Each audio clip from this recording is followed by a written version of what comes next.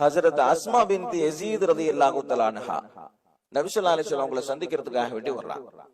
சஹாபாக்கள் எல்லாம் இருக்கக்கூடிய சந்தர்ப்பம் வந்த உடனே சொன்னாங்க, ஒரு விஷயம் குறித்து கேட்பதற்காக வேண்டி பெண்களின் சார்பில் நான் வந்திருக்கிறேன், எனக்காக மட்டும் நான் வரவில்லை. நான் எது குறித்து கேட்கிறேனோ அது குறித்து உலகத்தினுடைய பெண்கள் யார் கேள்விப்பட்டாலும் மிகவும் மகிழ்ச்சி அடைவார்கள் என்று சொல்லிவிட்டு அவர்கள் சொல்லுகிறார்கள், நபி அவர்களே, நீங்கள் ஆண்களுக்கும் நபியாக இருக்கிறீர்கள், பெண்களுக்கும் நபியாக இருக்கிறீர்கள். ஆண்களை பொறுத்தவரை அவர்கள் ஜும்மா தொழுவதற்காக வேண்டி செல்கிறார்கள், பெண்களுக்கு அது கடமை இல்லை. ஜமாத்தோடு தொழுவதற்கு செல்கிறார்கள், பெண்களுக்கு அது கடமை இல்லை. ஜனாசா தொழுவதற்கு செல்கிறார்கள், பெண்களுக்கு அது கடமை இல்லை. ஜிஹாதிற்கு செல்கிறார்கள், பெண்களுக்கு அது கடமை இல்லை. வாழ்வாதாரத்தை தேடுவதற்காக வேண்டி உழைக்க செல்கிறார்கள், பெண்களுக்கு அது கடமை இல்லை. பெண்களாகிய நாங்கள் வீட்டிற்குள் இருக்கிறோம், கணவனின் பொருட்களை பாதுகாக்கிறோம், பிள்ளைகளை பெற்று அவர்களை வளர்க்கிறோம். அவர்களுக்கு இவ்வளவு நன்மைக்கான காரியம் இருக்க எங்களுக்கு எதுவும் இல்லையே, நாங்கள் நன்மையை பெறுவதற்கு என்ன வழி இருக்கிறது என்பதாக கேட்கிறார்.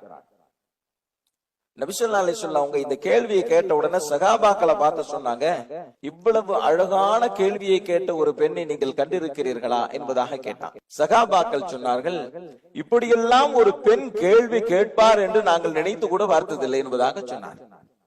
பிறகு நபி ஸல்லல்லாஹு அலைஹி வஸல்லம் அவர்கள் ஹஜ்ரத் அஸ்மா பின்த் யஸீத் ரலியல்லாஹு தஆலா அன்ஹா அவர்களை பார்த்து சொன்னார்கள், ஒரு கணவனிடம் அழகிய முறையில் நடந்து கொண்டு கணவனின் திருப்தியை தேடி தேடி நிறைவேற்றி கணவனினுடைய ஆணைக்கு கட்டுப்பட்டு கணவனின் பொருத்தத்தை பெற்றுவிட்டால் ஒரு ஆண் வெளியே சென்று என்னென்ன நன்மைகளை எல்லாம் பெறுகிறானோ அந்த நன்மையை ஒரு பெண்ணால் பெற்றுக்கொள்ள முடியும் என்பதாக நபி ஸல்லல்லாஹு அலைஹி வஸல்லம் அவர்கள் சொன்னார்.